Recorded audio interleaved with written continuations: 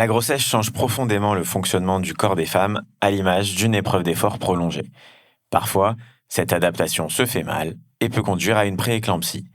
Dans cette deuxième partie de mon entretien avec le professeur Vincent Dupont, néphrologue, et Céline Camilleri, présidente de l'association Grossesse Santé contre la prééclampsie, nous avons parlé de la prise en charge de la maladie, des traitements disponibles, mais aussi du vécu des femmes confrontées à une prééclampsie et des conséquences à long terme après la grossesse. Bienvenue dans ce nouvel épisode du Néphro Social Club dédié à la santé des femmes et de leurs bébés avec le professeur Vincent Dupont et Céline Camilleri. Donc, on est dans le cas d'une femme, on va prendre le cas de quelqu'un qui est enceinte, 25 semaines d'aménorrhée, on diagnostique une prééclampsie. Qu'est-ce qu'on fait ? Alors, c'est les obstétriciens qui gèrent ça, mais je vais dire tout de suite, spoiler alert, il n'y a pas aujourd'hui de traitement spécifique de la prééclampsie. Il n'y a pas de traitement étiologique, ce qui en fait un enjeu de santé publique phénoménal. On a dit que c'était fréquent, on va dire que c'est grave, et il n'y a pas de traitement. Donc c'est vraiment quelque chose, ça concerne tout le monde, quoi. Il faut que tout le monde s'en empare. Question bête, on ne donne pas d'aspirine quand on diagnostique une prééclampsie. Non, aucun intérêt. Aucun intérêt. Le traitement, il est purement symptomatique. On a dit que c'était de l'hypertension. Ça veut dire que ce que font les obstétriciens chez ces patientes-là, c'est leur donner des médicaments pour faire baisser la tension. D'abord par la bouche, quand ça suffit pas, par voie intraveineuse. Et puis surtout, pendant ce temps-là, de regarder les conséquences de la prééclampsie sur la maman, parce qu'on disait que ça pouvait toucher les organes, et puis aussi sur le bébé, parce que le bébé peut en souffrir de la prééclampsie. Et donc, si personne n'est trop en danger, entre guillemets, ça peut arriver que la décision au cas par cas soit de prolonger un peu la grossesse, surtout quand on est à des termes très précoces, parce que c'est pas anodin d'interrompre une grossesse. Et puis, si par contre, il y a mise en danger de tout ou partie des deux concernés, voilà, malheureusement, le seul moyen d'arrêter la prééclampsie, ça va être la délivrance placentaire et donc l'accouchement. Donc en fait, la prééclampsie est responsable de un grand prématuré sur 3. Donc c'est un vrai enjeu en fait sur la santé des bébés et des enfants. Et donc de santé publique, comme tu dis, Vincent. Et si les décideurs avec les fonds pour la recherche nous entendent, c'est un sujet sur lequel on pourrait, parmi d'autres, mettre un peu d'argent sur la recherche, ce serait bien de le faire sur la prééclampsie. Ça, c'est une prééclampsie, disons, simple, qui peut être contenue jusqu'à la fin de la grossesse, ou en tout cas le plus tard possible. C'est rare, quand on arrive à 20... Tu parlais de 25 semaines, je me tourne vers Vincent, parce que 25 semaines, ça ne sent pas de tenir à 35. Quand on prolonge, on essaie de prolonger. En fait, c'est vraiment des décisions au cas par cas, et ça c'est de jour en jour, peut-être d'une semaine, 2 semaines, on est content. Quand on a des termes précoces, c'est précieux. On parle de centaines de grammes. Ça peut passer de pas de sauvetage fœtal à réanimation néonate, quoi. Donc, c'est littéralement vie ou mort. Ouais. Donc, c'est pas anodin. Par contre, effectivement, gagner 10 semaines de 25 à 35, par exemple, ça paraît sur le papier délicat. Encore une fois, il n'y a pas de dogme en médecine, mais ça paraît malheureusement difficile à envisager. Il y a beaucoup de cas, mais peux-tu résumer ceux où on considère que la prééclampsie, elle devient grave, voire très grave, et que cela justifie l'accouchement en urgence? Pour faire simple, c'est quand il y a mise en danger, quoi. Quand il y a mise en danger de la maman. Alors, on parlait du rein, donc l'insuffisance rénale aiguë, c'est-à-dire quand les reins se verrouillent complètement, ça peut aller jusqu'au besoin de dialyse, parfois. Ça, c'est une complication grave. Ça peut être aussi une insuffisance du foie. Quand les cellules du foie éclatent, ça se voit dans la prise de sang. Il y a des mamans qui deviennent jaunes pour X raisons, quand le foie défaille. Ça peut être une atteinte neurologique. Il y a des patientes qui font une éclampsie, pour le coup. Ça va jusqu'à la crise épileptique. Ça peut aussi toucher le tissu sanguin, alors des plaquettes qui s'agglomèrent, qui bougent des vaisseaux, des globules rouges qui s'éclatent à leur contact, tout ça on peut le dépister aussi, c'est des choses qui sont surveillées dans la prise de sang dès que le diagnostic de prééclampsie est fait. C'est ce qu'on appelle la MAT que tu as évoqué tout Exactement, la micro-angiopathiie thrombotique, ouais. Alors tout à l'heure je parlais de MAT pour maternité, pardon, quand elles sont à la MAT. Ah oui. C'est moi. Bon. J'aurais pas dû utiliser cet acronyme. Et donc ça c'est ce qui va concerner la maman, et puis après il y a tout ce qui est mise en danger du bébé aussi, donc ce qui va attirer l'œil de l'obstétricien, c'est alors certains signes Doppler, mais surtout le retentissement sur le bébé concret, donc ça va être un arrêt de croissance, ça va être des signes de souffrance fœtale qu'on peut voir au monitoring du rythme cardiaque, par exemple. Voilà, ça c'est dès qu'il y a mise en danger en fait. C'est là que la gravité se trouve. Et pour revenir aussi sur les traitements, il y a quelques années, parce que ça m'est déjà arrivé qu'en consultation, une femme enceinte me pose la question, parce que j'imagine qu'en cherchant sur Internet, ça se trouve facilement. Est-ce que le Viagra, ça peut aider à traiter contre la prééclampsie? C'est des recherches qui ont été faites il y a quelques années et qui finalement n'ont pas abouti. En tout cas, c'est pas un traitement qu'on donne, mais... Alors le Viagra, sans rentrer dans le détail, mais ça parlera à tout le monde, c'est un vasodilatateur. Ça dilate les vaisseaux, ça augmente le flux sanguin, ce qui peut être utile dans certaines situations. C'est pas déconnant dans le contexte de la prééclampsie. On n'a pas encore parlé trop du mécanisme, mais concrètement, c'est un problème de flux sanguin au niveau du placenta, pour spoiler le truc. De se dire, si je donne un médicament qui augmente le flux sanguin, il y a peut-être moyen que ça améliore un petit peu le schmilblick. Et donc, il y avait des résultats chez l'animal, dans des modèles précliniques, qui étaient plutôt encourageants. Des observations, même cliniques, qui étaient initialement plutôt encourageantes. On gagnait les fameuses quelques semaines précieuses dont on parlait juste avant, on avait l'impression. Et puis, il y a eu un essai interventionnel, donc là, pour le coup, des patientes qui ont une prééclampsie, deux groupes, on leur donne du Viagra ou on leur donne un placebo, et c'était le plus haut niveau de preuve, concrètement. Et là, quand il y a eu cet essai-là, premièrement, il n'y avait pas de bénéfice évident. Et deuxièmement, il y avait peut-être même un warning de sécurité pour le fœtus, avec quelques cas de ce qu'on appelle d'hypertension artérielle pulmonaire.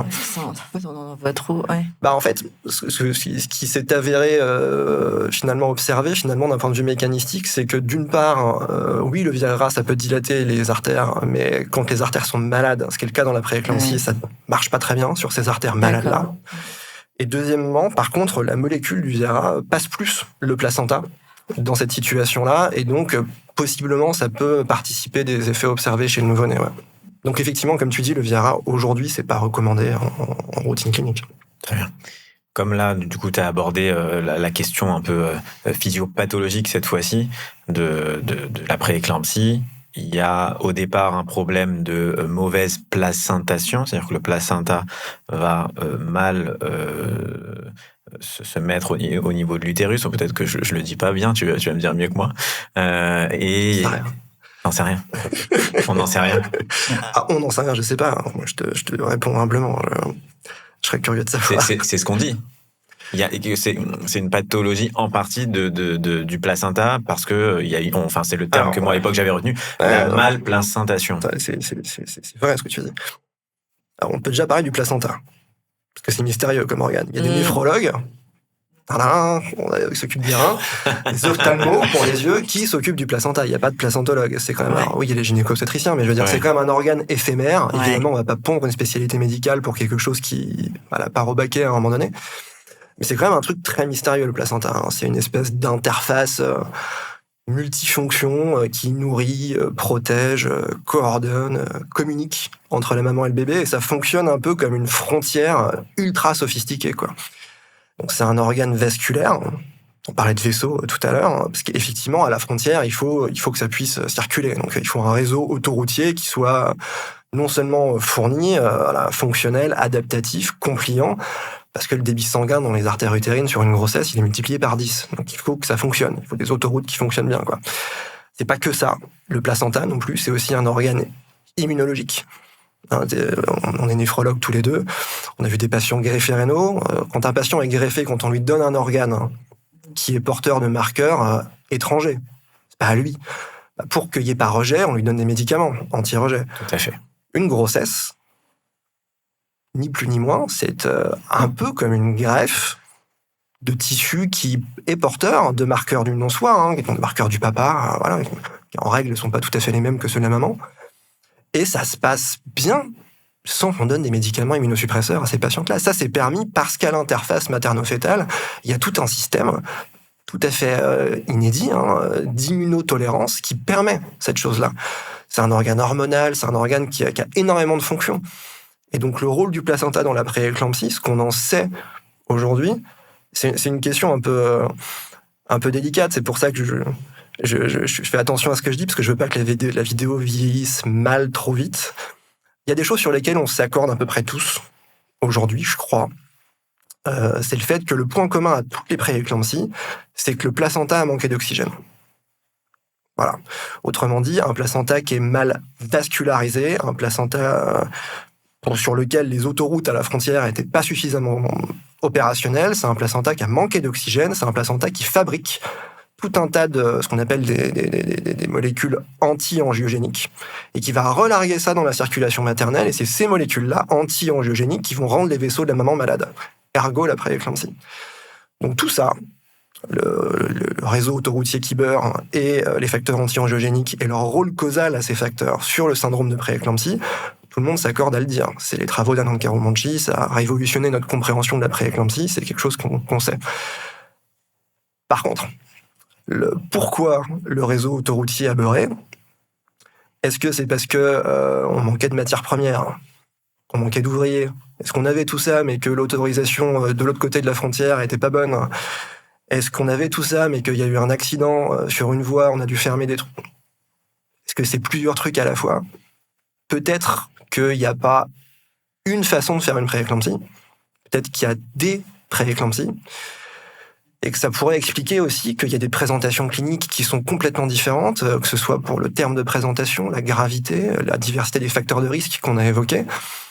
Et même quand on va voir le placenta de ces patientes, parce que la plupart du temps, on envoie le placenta au laboratoire pour une analyse au microscope, en histologie, les lésions, elles sont excessivement diverses d'une patiente à l'autre.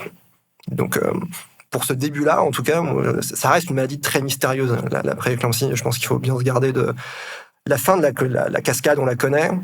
Par contre, ce qui se passe au début, s'il y avait une seule voie, probablement que depuis le temps, on aurait trouvé le traitement. Force est de constater qu'on ne l'a pas, quoi. Alors, je vais juste rebondir sur ce que tu dis, parce que les travaux de... Alors, c'est Karumanchi? Ah non, Karumanchi, ouais. C'est quand? C'est au début des années 2000. Hein. Ouais. Une vingtaine d'années, ouais. Mais en même temps, moi, je trouve que c'est rien. Enfin, je suis toujours surprise que j'ai l'impression qu'on est en train d'aborder une nouvelle frontière. Alors déjà, est-ce que c'est lui ou c'est par chance qu'on a compris? Il y avait Alexandre Hertig, je crois, qui m'avait expliqué que la première fois qu'on avait compris le mécanisme, c'était avec une étude sur le cancer chez l'homme.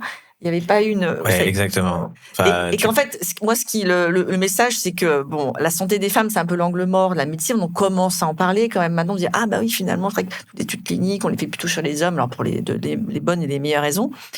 L'obstétrique, c'est l'angle mort de l'angle mort, parce que bon, pour plein de bonnes raisons, etc. Et donc, quand même, on parle de... je pense que c'est la première cause de mortalité pendant la grossesse. Hein, parce qu'avant, on va hélas mourir à l'accouchement avec des problèmes d'hémorragie, etc., etc. Mais pendant la grossesse, les femmes mouraient, voilà. Mais ça faisait partie des dommages collatéraux. Bon, bah, bonne dame... voilà, c'est la grossesse, on ne sait pas très bien. Et moi, je trouve ça assez surprenant, je trouve ça assez récent, finalement, que ça fasse 20... Alors, je ne sais pas si tu disais, genre, 20 ans, ça fait hyper longtemps. Moi, je trouve que c'est hyper récent. Donc, effectivement, on est au tout début de compréhension. Et puis, c'est surtout que, il y a la découverte initiale. Et puis après, alors, la découverte, c'est-à-dire que on prend des placentas de patientes chez qui la grossesse s'est bien passée, des placentas de patientes qui ont fait une prééclampsie. Et c'était à cette époque-là qu'on a eu les premières puces ARN. Donc, on compare ce que fabrique placenta du groupe 1 versus groupe 2. Puis ensuite, on postule. C'est-à-dire qu'on se dit que nous, ce qui va nous intéresser, c'est quelque chose qui est exprimé différemment, mais qui va produire quelque chose qui peut passer le placenta, aller chez la maman, et puis rendre malade les vaisseaux. Donc ça permet de réduire le spectre, et petit à petit, on tombe sur un marqueur anti-angiogénique, qui s'appelle SFLT1, pour ceux qui voudront aller chercher. Et donc ce marqueur-là, après, effectivement, on mène des études cliniques, on se rend compte qu'il est systématiquement très augmenté chez les patientes qui font une prééclampsie. Ça fait écho, pour expliquer ce que tu disais tout à l'heure, parce que SFLT1, c'est un anti-VEGF. Le VEGF, c'est un facteur de croissance qui, normalement, permet le maintien des vaisseaux à un état, une homéostasie normale, quoi. Et il y a des patients chez qui on ne veut pas que les vaisseaux soient normaux. Typiquement, les gens qui ont des cancers, certains cancers, on ne veut pas que le cancer se développe. Voilà, et donc, on leur donne des anti-VEGF pour pas que le cancer se développe. Et on savait chez ces patients-là que des fois, ils faisaient de l'hypertension, ils faisaient de la protéinurie. Et donc, voilà, on recoupe ces choses-là, on fait plusieurs travaux qui confirment que la découverte, c'est pas juste dans un laboratoire, une équipe qui a trouvé quelque chose, mais on a plusieurs équipes qui arrivent à le confirmer, et c'est comme ça qu'en fait, on se rend compte que c'est quelque chose de réel qui a été trouvé. Voilà, il y a beaucoup. C'est vrai que c'est dingue pour moi. Enfin, j'étais très surprise de comprendre comment le processus de découverte, comment ça s'était recoupé de manière différente, et en tout cas de manière assez récente. Donc, ça reste un mystère, c'est pour ça que je suis très prudent dans ce que je raconte. Absolument, ouais. C'est un mystère. Mais effectivement, là, on embrasse d'ailleurs Alexandre Hertig. Bien sûr. Qu'on aime tous ici. Et effectivement, quand il fait très régulièrement, c'est un des spécialistes français et de mon point de vue mondiaux sur la prééclampsie. Quand il fait ses topos, c'est juste qu'il rappelle souvent cette anecdote de Caro Manchi, donc dans les années 2000, où on lui présente un cas d'un patient qui prend donc ce traitement anti-cancer, un anti-VEGF, et puis il y a son collègue qui lui dit mais qu'est-ce que t'en penses, il a un peu de tension, il a des protéines dans les urines. Et d'après Alexandre, ce docteur Karoumanchi aurait dit en fait ton patient il fait une prééclampsie. Une prééclampsie. Et puis ça lui a allumé un truc et c'est de là que c'est parti. Mais c'est presque de la chance. Moi, c'est merveilleux qu'ils aient pris un café ensemble à un moment. Mais voilà, je reviens au fait que c'est important que, à mon avis, on oriente et qu'on dirige la recherche maintenant de manière beaucoup plus intentionnelle sur cette compréhension-là. Bon, c'est le cas. Mais...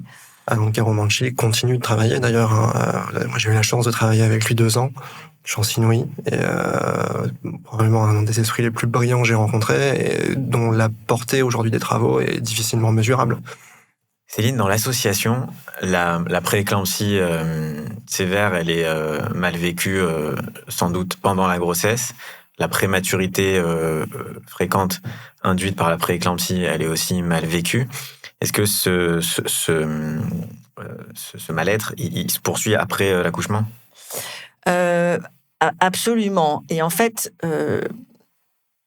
j'ai eu peut-être même la surprise personnelle de me... Alors, moi, j'ai eu la grande tristesse de... Mon premier enfant est décédé peu après mon premier accouchement. Donc, voilà, donc j'ai été absolument traumatisée et effondrée par cette tragédie. Donc, je me suis remise du mieux possible.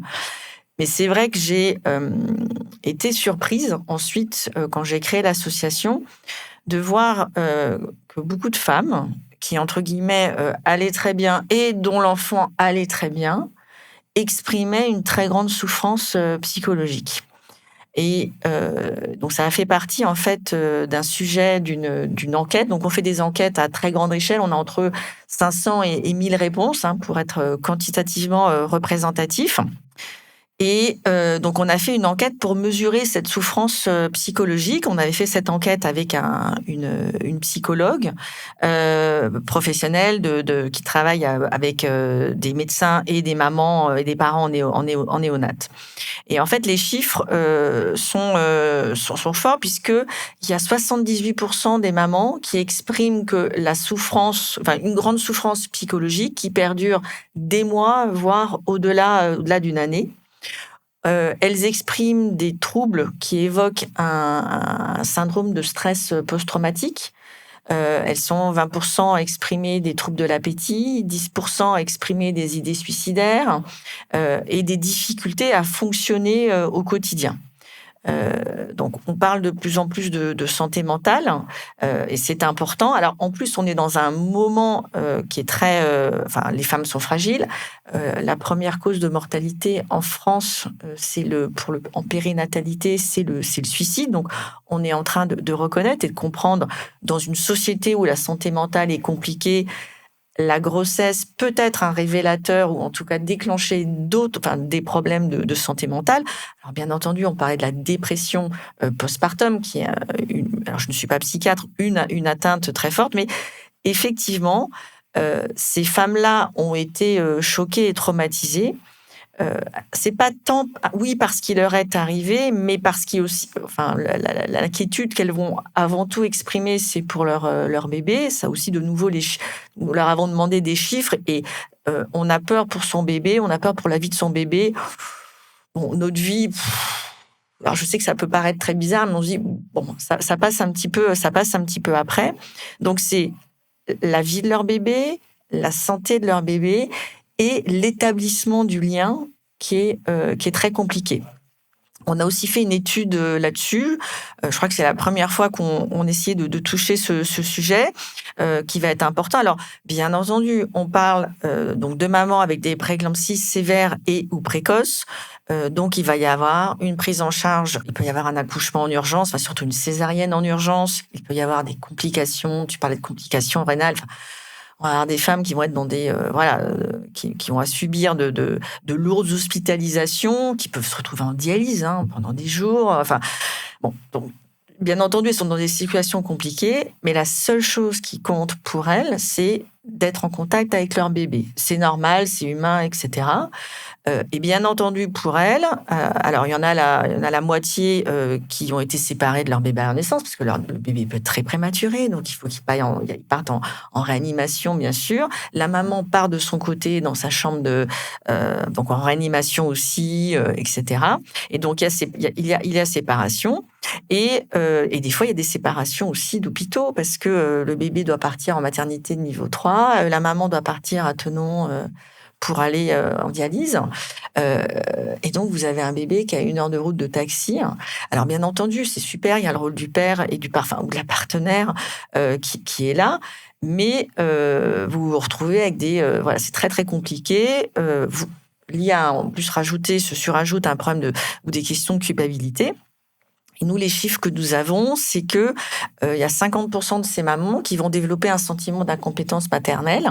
Alors, dans la population générale, c'est entre 10 et 25% quand même. Donc, après, on n'est pas toujours des championnes de la confiance en nous. Il y a un petit syndrome d'imposteur qui nous rejoint. En particulier, ça peut arriver à ce moment-là. Donc, c'est compliqué de se retrouver dans la société peut-être actuelle où on est un peu seul à gérer un bébé. Et alors, en plus, quand vous vous dites, je l'ai pas vu mon bébé, j'ai pas pu créer le lien, ça crée des problèmes très compliqués qui vont déclencher ensuite de la grande souffrance à moyen et long terme sur pour elle et pour sa capacité à gérer ses relations.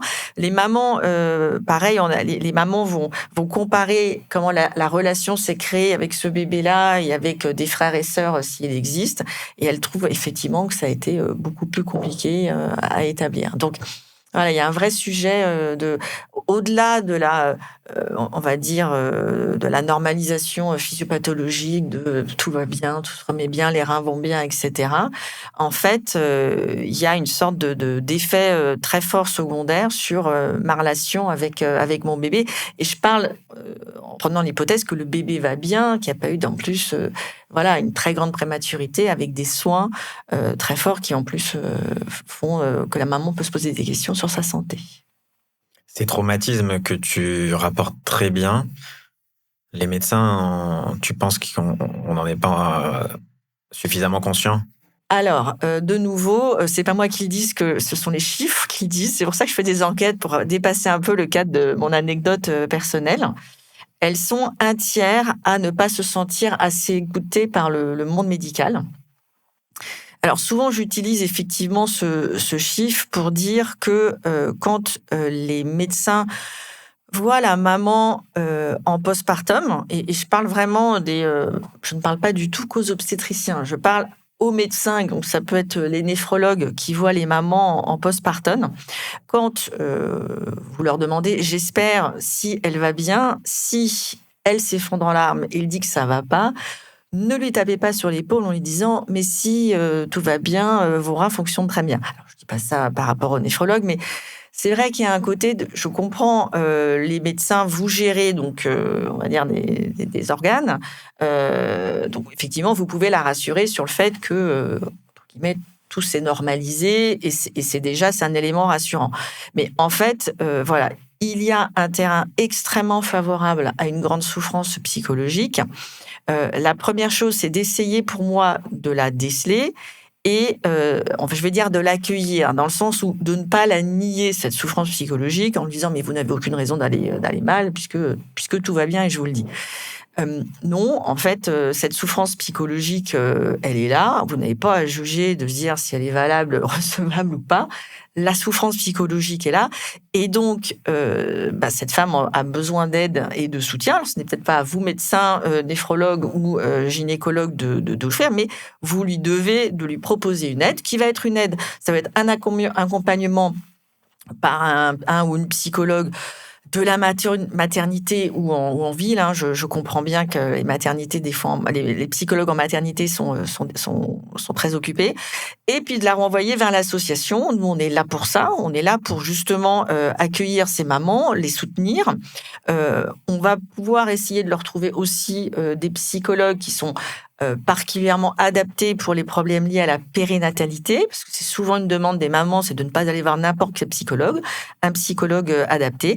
Et nous proposons aussi des groupes de parole, en fait, donc avec une psychologue qui connaît très bien les problèmes de périnatalité. Et donc, tous les 2 mois, on propose des groupes de parole aux mamans pour pouvoir venir en parler. C'est aux mamans et aux papas, je tiens à dire, on parle aux parents.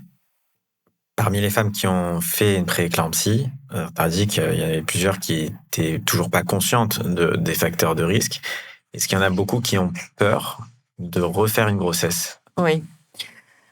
Alors, effectivement, la dernière enquête nous a indiqué que 44% des femmes renonçaient à un futur projet de maternité. Les 56% autres hésitent. C'est pas comme si elles s'y précipitent comme ça, mais il y a 44% qui renoncent. Je vais avoir des hypothèses aujourd'hui, mais je vais devoir les valider en faisant une enquête sur les hypothèses d'explication. La première explication, c'est que effectivement, elles ne sont pas claires en fait sur la notion de risque est hyper compliquée. De toute façon, c'est hyper compliqué dans la population générale. Pour certaines personnes, le risque, ça veut dire que ça va arriver. Non, ce n'est pas aussi simple que ça. C'est le pourcentage, c'est qu'à l'échelle d'un individu, c'est 100 ou 0, quoi. Voilà, exactement. Donc, la notion de risque est très compliquée à appréhender. Et des fois, il n'y a pas non plus le discours du médecin accompagnant qui va expliquer comment limiter ce risque. Donc, je vous parlais du défaut d'information. 27% qui ne sont pas informés du risque de récidive et sur la manière de prévenir le risque avec l'aspirine à faible dose. Donc, il y a des questions sur est-ce que ça va de nouveau m'arriver. Il y a la question sur la souffrance psychologique. Donc, si ça dure des mois ou des années, c'est vrai que ça ne va pas vous donner sérénité pour pouvoir vous projeter sur une autre grossesse. Donc, c'est pour ça qu'il y a beaucoup de mamans, d'ailleurs, qui vont espacer énormément parce qu'elles ont besoin de se remettre d'une grossesse, enfin de la prééclampsie pour pouvoir de nouveau l'évoquer. On va creuser aussi le rôle du partenaire, parce que le partenaire, ça a été super compliqué aussi pour lui. Il a vu ou cru que son enfant et ou sa femme allaient mourir aussi. C'est un peu compliqué de dire j'ai envie de peut-être lui aussi de dire je vais peut-être pas reprendre le risque de passer par là. Donc il va y avoir il peut y avoir aussi des messages du partenaire qui vont dire t'as peut-être raison de pas vouloir y retourner. Et puis il y a le rôle du médecin aussi, avec quelquefois des médecins qui vont avoir des mots qui peut-être dépassent leurs pensées et qui vont dire aux patientes que Madame Michu, maintenant faut plus avoir d'autres enfants. C'est beaucoup trop risqué. Alors, de nouveau, il y a le risque, le médecin va parler du risque, mais sans préciser de quel risque on parle, si on parle de risque, le risque de récidive, etc. Très concrètement, j'ai eu j'ai pas eu de chance, on va dire. J'ai eu une première prééclampsie précoce et sévère et ce qu'on appelle un hématome rétroplacentaire à ma deuxième grossesse. Dieu soit loué. Par contre, ma fille est née quand même en bonne santé. Mais mon médecin, ce qui m'avait été très, très recommandé, meilleures attentions du monde, qui s'est exclamé en voyant Madame Camilleri, maintenant, il va falloir arrêter de faire des enfants. Ce quoi je me répondu, mais ça tombe bien, je suis là pour vous demander comment en avoir un troisième. Voilà. Mais je ne me laisse pas démonter, tant mieux. Mais hélas, il y a plein de femmes pour qui la parole du médecin, ça vaut, c'est un ordre. Voilà, c'est une parole à laquelle on doit obéissance. Mon père est médecin, donc je ne devais pas obéissance ni à mon père ni au médecin. Voilà. Mais résultat, effectivement, il y a une position des fois un petit peu paternaliste du médecin qui va décider de ce que la femme doit faire ou pas. Et donc, il y a des femmes qui nous disent à cause du médecin que j'ai renoncé à avoir un autre enfant. Et on en reparlera, mais je ne pense pas que ce soit au rôle du médecin de décider ou de faire croire à la femme qu'il ou elle a décidé pour elle. Le rôle du médecin, il doit se positionner un petit peu sur le côté, selon moi. Ouais, je suis assez d'accord. Ouais. Notre rôle, c'est d'informer sur ce que c'est, sur les risques. Et ce qu'on appelle en médecine la balance bénéfice-risque. Voilà. Mais prendre en compte ce désir de maternité, c'est quelque chose qu'on doit se faire en tant que médecin qui voyons des femmes enceintes. Pour moi, c'est quand même très important de le faire. Est-ce que tu en penses, Vincent? Je pense que c'est hyper important de le rappeler. Alors, il y a quand même eu un changement de paradigme, j'ai l'impression, assez récent dans la communauté médicale. Je sais pas si c'est générationnel, mais j'ai l'impression, moi je rencontre aujourd'hui des patientes âgées qui sont dialysées ou greffées rénales, donc qui ont des longues histoires de maladies rénales derrière elles. Et quand on évoque ces choses-là, évidemment c'est plus de leur âge au moment où moi je les rencontre, elles ont les larmes aux yeux encore, parce qu'elles font le deuil de la grossesse qu'elles ont jamais eue, parce que leur médecin leur avait dit attendez, vous vous rendez pas compte, vous allez finir en dialyse plus vite, ou vous allez mettre en l'air le greffon, ou vous allez organe centré, comme tu disais tout à l'heure, Céline, quoi. Donc, je pense que ça a changé. J'espère que ça a changé, et je peux que vous rejoindre sur le fait que. Mais c'est important de le dire parce que on parle de récidive. Moi, quand je rencontre des patientes suite à une prééclampsie, on aborde tout un tas de choses. Le fait que ça puisse récidiver, c'est évidemment quelque chose qui est abordé souvent au cours de la consultation. Pour le dire très clairement, on peut avoir fait une prééclampsie et ne pas refaire de prééclampsie. On va le dire en français, voilà. Il y a plein de patientes qui ont fait une prééclampsie et qui n'en refont pas après, sur une deuxième, une troisième grossesse. Comme je disais tout à l'heure, un antécédent de prééclampsie, c'est un facteur de risque majeur. Donc, ça veut dire que toutes les grossesses qui suivent une prééclampsie sont considérées à risque. Et parce qu'elles sont considérées à risque, on le sait. C'est la grande différence avec la fois d'avant. Donc ça veut dire que aspirine, ça veut dire que suivi rapproché, transversal, s'il y a des facteurs de risque modifiables, il faut qu'on s'en empare. Et que la rencontre en post-prééclampsie, c'est aussi le moment de se dire comment est-ce qu'on limite les risques s'il y a un futur désir de grossesse. Moi, il y a une quantité pas négligeable de patientes qui viennent me voir en me disant, alors des fois, souvent, moi, je préfère les voir un peu à distance de la prééclampsie, parce qu'elles ont eu le temps de processer le truc, et puis aussi parce que mon job, c'est aussi de dépister des maladies rénales sous-jacentes et qu'il peut persister des petites anomalies dans les semaines, tout premier mois, quoi. Et donc, des fois, j'ai des patients qui viennent me voir 6 mois, 1 an après la prééclampsie, en me disant, enfin, je vous rencontre, j'ai besoin de l'autorisation. On m'a dit qu'il fallait que j'attende votre autorisation pour avoir un nouveau projet de grossesse. C'est complètement dingue. Moi, je suis pas là pour vous donner quelque autorisation que ce soit, en fait. Par contre, si vous avez un nouveau projet, il faut que vous en connaissiez les tenants aboutissants. Ça veut dire que c'est à risque. Ça veut pas dire que ça va se produire, mais ça veut dire qu'on va peut-être se voir de façon plus rapprochée et peut-être qu'on peut optimiser les choses. Et on avance ensemble. Je pense que c'est ça le message important. Hein. Tu me fais la transition sur le suivi. Après une prééclampsie, qu'est-ce qu'on doit mettre en place ? Déjà, ce qu'il faut savoir, c'est que on a longtemps considéré, et peut-être qu'on considère encore beaucoup la prééclampsie comme un événement isolé, aigu, réversible, qui s'arrête avec la délivrance placentaire. Voilà. C'est pas tellement ma conception du truc. Je pense que la délivrance placentaire, c'est pas la fin de l'histoire, c'est le début d'un suivi. On sait très bien que ces patientes-là, une fois que la prééclampsie est passée, ne sont pas sortis d'affaires, entre guillemets. Il ne s'agit pas de les alarmer, de les inquiéter, il s'agit de les en informer. On sait que la prééclampsie, par exemple, c'est un facteur de risque cardiovasculaire. Quand on parle de ça dans la population générale, on s'imagine plutôt un homme vieux, bedonnant, la clope au bec, du cholestérol, un peu de diabète. Voilà. La prééclampsie, on n'est pas tout à fait dans ce cadre-là, on est sur une femme jeune, a priori, voilà, qui n'a pas forcément de suivi médical avant ça, et qui, d'ailleurs, après la prééclampsie, va pas toujours avoir une consultation de suivi. C'est un souci, à mon sens, parce que ce sont des femmes dont on sait qu'elles gardent des cicatrices vasculaires de ce qui s'est passé. On sait que c'est des femmes qui vont, 6 ans plus tard, on a les données du SNDS maintenant, il y en a à peu près 20% donc, qui seront traitées pour une hypertension. Ça veut dire que je ne sais même pas combien ont une hypertension, parce que là, je te parle que de celles qui sont traitées. C'est une maladie silencieuse. On sait qu'il y a une association très forte, ça nous concerne tous les deux, avec les maladies rénales. Dans les années qui suivent une prééclampsie, il y a 20% de ces patientes chez qui on va diagnostiquer une maladie rénale. Alors, poule ou œuf, on pourra en parler si tu veux, mais n'empêche qu'il y a ça quand même comme problème. Le risque cardiovasculaire, il est multiplié par 2, 3 à 10 ans. À 10 ans. Je te parle d'une femme qui a fait une prééclampsie à 25 ans, 10 ans plus tard, elle en a 35. À 35 ans, quand on a des enfants, ou même quand on n'en a pas, enfin, moi, ça me concerne, je vais pas souvent me faire prendre une pension. Donc, oui, je pense que probablement que oui, il faut qu'il y ait un suivi. Aujourd'hui, il y a pas de parcours standardisé après une prééclampsie. Je pense que c'est une erreur. J'espère que ce sera recommandé dans les futures recommandations qui sont en cours d'écriture. Mais à mon sens, enfin moi, ce que je pense important, il ne s'agit pas de surmédicaliser ces patientes, il ne s'agit pas de les inquiéter, mais de les en informer et d'informer leur médecin traitant qu'une visite annuelle, une prise de tension, un point sur les autres facteurs de risque cardiovasculaire modifiables, c'est probablement pas inutile. Et pour prêcher pour ma paroisse, un suivi de fonction rénale à long terme, ça me paraît pas délirant non plus. D'accord, donc pour faire simple, quoi.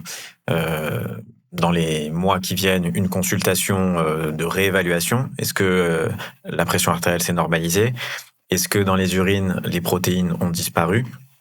Est-ce que la fonction rénale ou hépatique, ou encore autre, s'il y a eu un autre organe atteint, est-ce que ces fonctions d'organes se sont normalisées? Et puis, à moyen long terme, tous les 2, 3, 4 ans, je ne sais pas à définir, comme tu dis, il n'y a pas de standard, voir un néphrologue et ou un cardiologue. C'est ça. C'est hyper compliqué. Hein. On les perd effectivement. En fait, on les perd un peu après l'accouchement. Il y a un gros tiers qui fait pas la visite postpartum avec l'obstétricien. Pour plein de raisons aussi, parce que c'est compliqué, un bébé qui vient naître et parce qu'on n'a pas envie de retourner à la maternité aussi des fois, parce que c'est associé en fait à un événement qui fait hyper peur. Donc ce moment d'explication n'a pas tout, qui est hyper important pourtant, parce que c'est le moment où on est plus réceptive et on peut mieux comprendre ce qui s'est passé. D'ailleurs, j'en profite pour dire que pour moi, le rendez-vous postpartum est extrêmement important à bien préparer. Pareil, éviter de faire juste une vérification de cicatrice de césarienne en disant c'est bon, etc. C'est un moment qui est hyper important pour répondre à la question. Mais donc, il n'a pas toujours lieu. Et après, elle retourne dans sa vie, entre guillemets, en ville. Et là, il n'y a plus du tout de compréhension et de suivi. Donc, la femme il y a un continuum de santé avec un élément très important qui est révélateur et qui est par contre pour l'instant pas pris en compte dans le suivi médical de la femme. Donc, on est en train de réfléchir, parce qu'on vient de faire une grande enquête avec l'association pour essayer de mettre des chiffres sur le parcours de soins, pour essayer de comprendre le mieux possible sur quel professionnel de santé s'appuyer. La sage-femme est quand même vue pour 40% des femmes en fait après l'accouchement. Donc, je pense qu'il faut aussi qu'on pense l'écosystème de santé de manière un peu plus ouverte, peut-être d'ailleurs que sur uniquement le médecin. Sage-femme.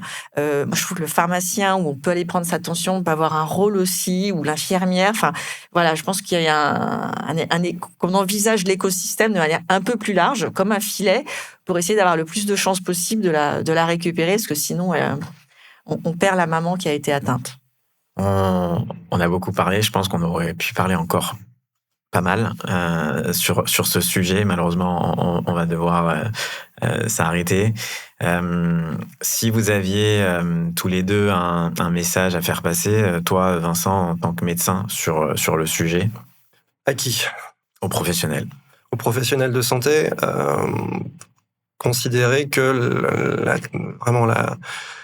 la prééclampsie, c'est le temps zéro d'une maladie vasculaire systémique, et que c'est important de faire le bilan chez ces patientes, de dépister d'éventuelles maladies sous-jacentes. On parlait d'épreuves d'effort qui peut révéler des soucis de santé. Je pense que c'est un moment pour dépister ces soucis de santé, et indépendamment de s'ils étaient présents ou pas avant la grossesse, de surtout les informer leur médecin traitant, les revoir pour dépister les cicatrices derrière, parce que ce sont des femmes qui ont des cicatrices vasculaires, on le sait.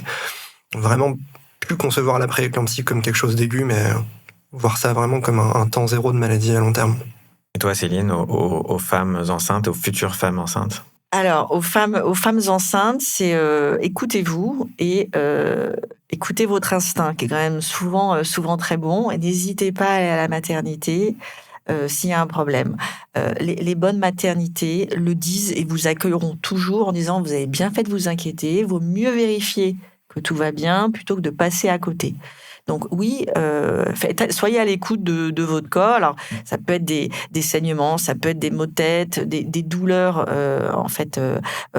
d'une barre autour du ventre qui a du mal à partir. Mais voilà, faites attention aussi au gonflement et à la prise de poids. Donc faites attention à vous, écoutez-vous. Donc ça c'est le message pour les femmes enceintes.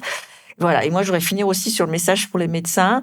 Voilà, une réflexion sur la posture qui selon moi doit plus être sur le soutien que sur le jugement. Et faites attention aux mots que vous utilisez. Voilà, laissez les femmes redonner en fait aux femmes la liberté de choisir en leur ayant extrêmement bien expliqué effectivement les risques, les bénéfices, aidez-les à prendre la meilleure décision possible. Cette décision, elle est dans leurs mains. Je vais mettre le lien dans le descriptif de l'épisode, mais si quelqu'un veut contacter l'association, comment on fait ? Alors, par les réseaux sociaux, sur Instagram, Facebook ou LinkedIn, Grossesse Santé contre la pré-éclampsie, ou sinon, contact@grossessesanté.org. Super. Vincent, Céline, merci beaucoup. Merci beaucoup, Anthony. À très bientôt. À bientôt. Merci beaucoup d'avoir regardé l'épisode jusqu'à la fin. Merci pour votre fidélité. Si vous découvrez le podcast, n'hésitez pas à vous abonner, que ce soit sur YouTube ou bien sur toutes les plateformes audio, Spotify, Deezer, Apple Podcast, etc. Je vous donne rendez-vous la semaine prochaine. À bientôt.